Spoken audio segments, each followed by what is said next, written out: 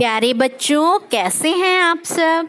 आज हम कक्षा 3 की भाषांजलि को पढ़ेंगे और भाषांजलि में पाठ 7 में है टोकरी में क्या है।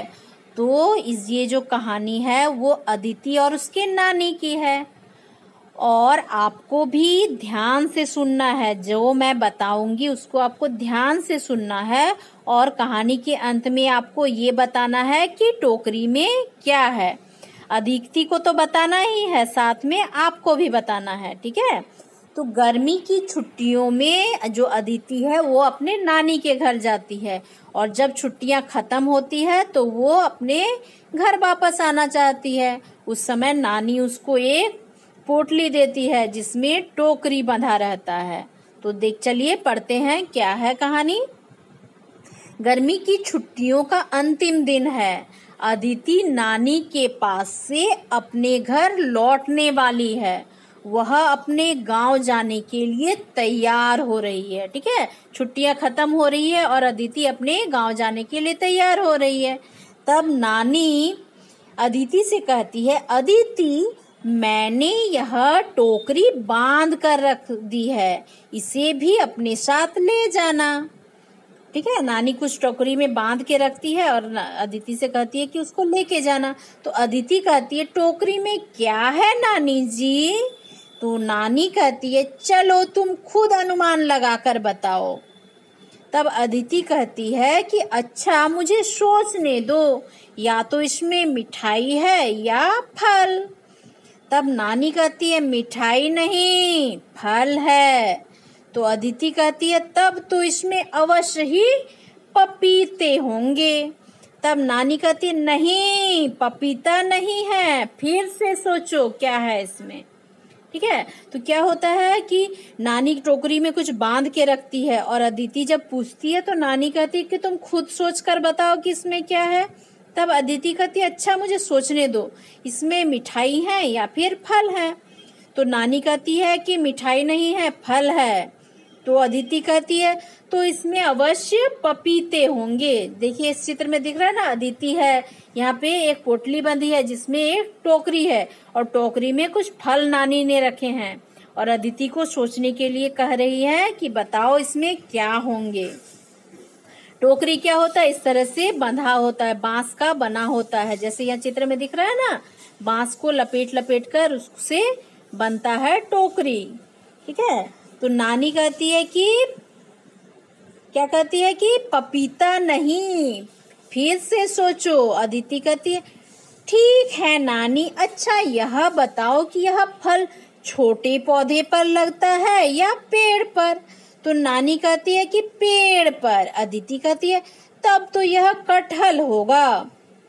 तो नानी कहती, नहीं बिटिया, कटहल भी नहीं है। तो अदिति कहती है, अच्छा पीला है या लाल। तो नानी कहती है, पीला है। तो अदिति कहती है, तब तो केला होगा। तो क्या होता है कि अदिति कहती कि तो पपीता होंगे। तो नानी कहती है, पपीता नहीं है, फिर से सोचो कि इसमें क्या है। तो अदिति कहती है, ठीक है नानी, कुछ अच्छा यह बताओ कि ये फल है, छोटे जो फल जो है वो छोटे पौधे का है या पेड़ का है। तो नानी कहती है कि पेड़ का है। तो अदिति कहती है, तब तो यह कटहल है। नानी कहती, नहीं बिटिया, ये कटहल भी नहीं है। तो अदिति कहती है, अच्छा अब ये बताओ नानी कि पीले रंग का है या फिर लाल रंग का। तो नानी कहती है कि पीले रंग का है।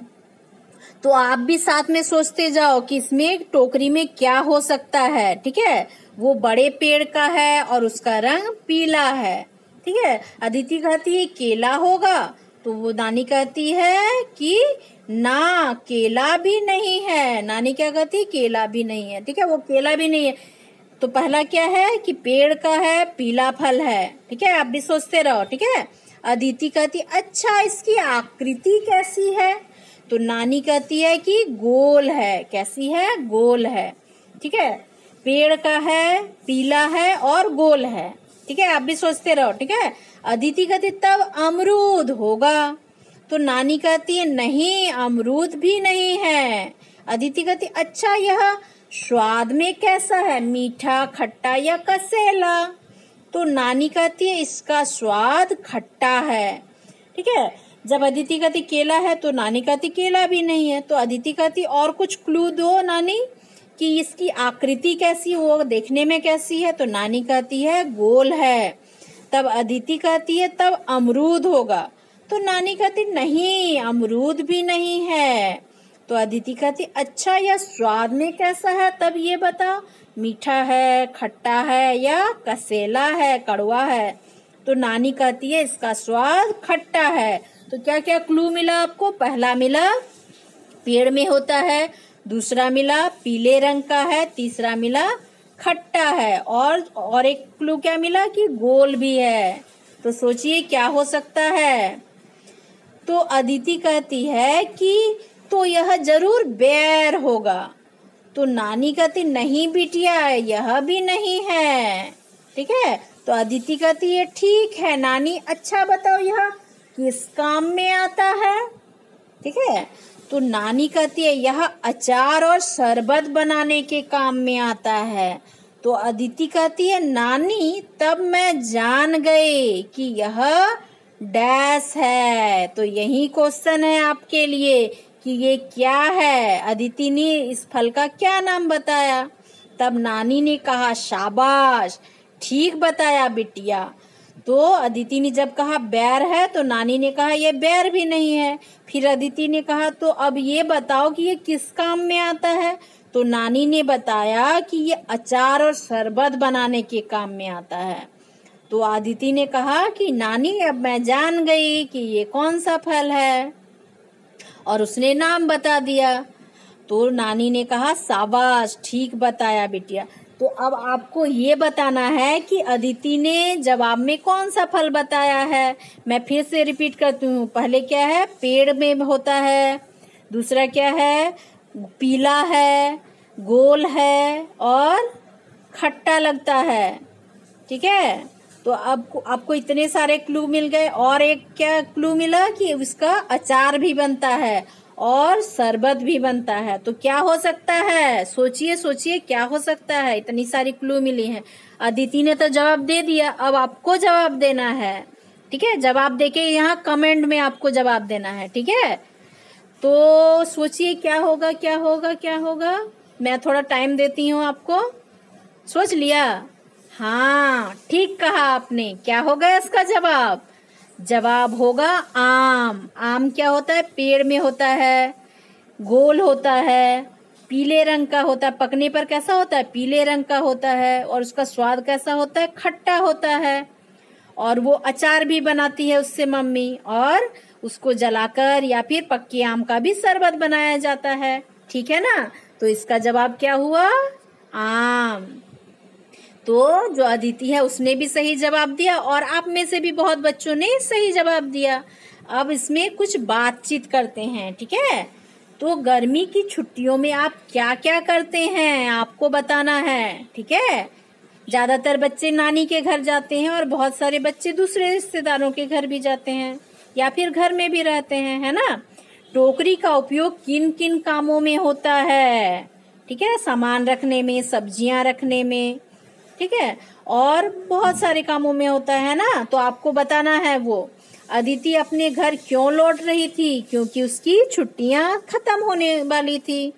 अब घ में है नानी ने अदिति को यह क्यों बताया कि उसने टोकरी में क्या रखा है। क्यों नहीं बताया नानी ने? क्योंकि वो देखना चाहती थी कि अदिति कितना सोच सकती है, और कुछ क्लू दिया जिससे अदिति का जो दिमाग है और ज्यादा खुले, और उसके जो सोचने की शक्ति है और भी ज्यादा बढ़े। इसलिए नानी ने नहीं बताया और उसे अदिति को बताने को कहा। निम्नलिखित प्रश्नों के उत्तर लिखिए। क में है नानी ने अदिति को घर ले जाने के लिए क्या दिया। क्या दिया? एक आम की टोकरी दी, है ना। और क्या है, अमरूद की आकृति कैसी होती है, अमरूद भी गोल होता है। कौन कौन से फल स्वाद में खट्टे होते हैं, और कौन कौन से फल होते हैं, इमली होता है और आंवला होता है ना, आम भी होता है। घ में आपने कौन कौन से फल खाए हैं उसके नाम आपको बताने हैं। ठीक है। और अंगा नंबर है अदिति ने अंत में टोकरी में कौन सा फल बताया होगा। कौन सा फल बताया होगा जो आपने भी बहुत लोगों ने बताया है? आम। ठीक है। अब देखिए, जैसे नारंगी को क्या कहते हैं? नारंगी को संतरा कहते हैं, या फिर संतरा को नारंगी भी कहते हैं।